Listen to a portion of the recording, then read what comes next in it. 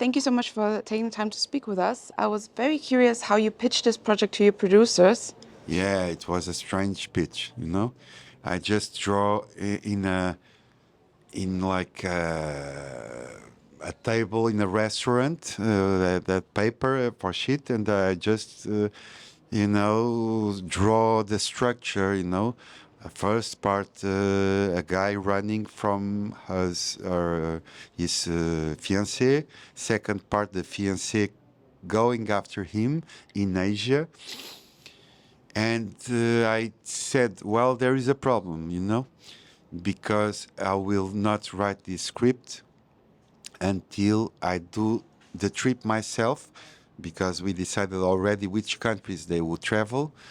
But I have to travel myself with the screenwriters in order to, to write the script. And I think I also need a DOP to shoot in 16 millimeter film, and the sound engineer for us to get an archive of the image of this shoot, of this trip, and then we'll come back to Lisbon and we'll write this script accordingly to the images we've got. So we'll react to these images and we'll create the scenes in studio with the characters.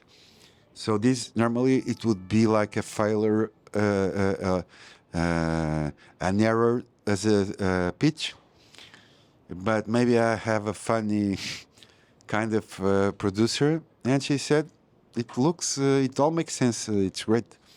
Yeah, we'll make an effort to finance this first travel shooting, and I think it will be okay. I'll get back the money invested, and we were starting the grand tour at that moment when she said yes.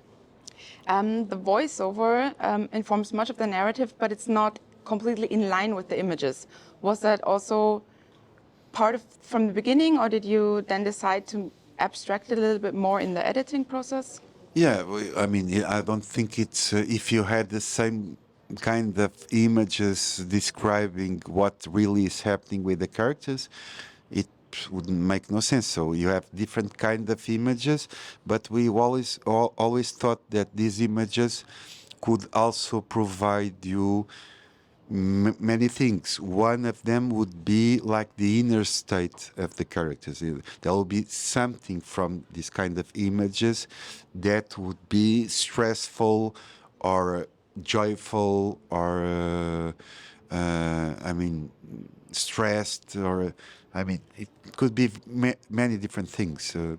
At the same time, this difference between what you see, what you hear as narration, and what you have seen previously and after in studio with the characters, of course, they are different kind of images. They clash. One is from like an artificial world, which is a cinema world, which is studio, and the other one is the real world, which is kind of, for me, I tend to see the world as an opportunity to capture grace and bring it to my films.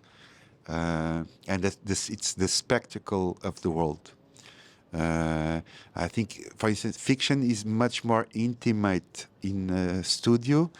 It's not so spectacular, and the world is spectacular in the film. I mean, bikers in slow motion waltzing to Strauss, or the world is an amazing spectacle that it's open for a director to try to get him and do something with it.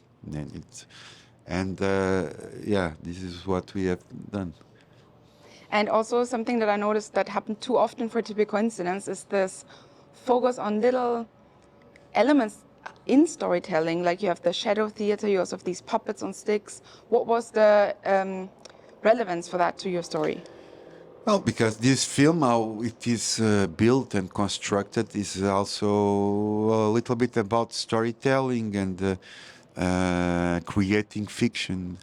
And cinema is like a much more complex form of a show than a puppet show.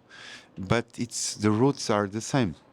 So we decided to, on our trip from Myanmar to China, to try to get different forms of traditional art, which is puppet shows.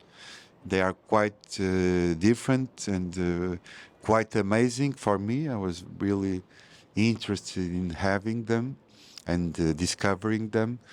And so you have this in the film, and I guess you also have Edward and Molly, which are different forms of puppets. And of course that puppets, they live and give us emotions and die and can be reborn because they are puppets, and that's amazing, and cinema can do the same. And the puppeteers that pull the strings is always who is telling the story. And in this case, we have these puppets, Occidental puppets, and these Asian puppeteers telling a story in the languages of the countries they are traveling. Great. Thank you so much. Thank you.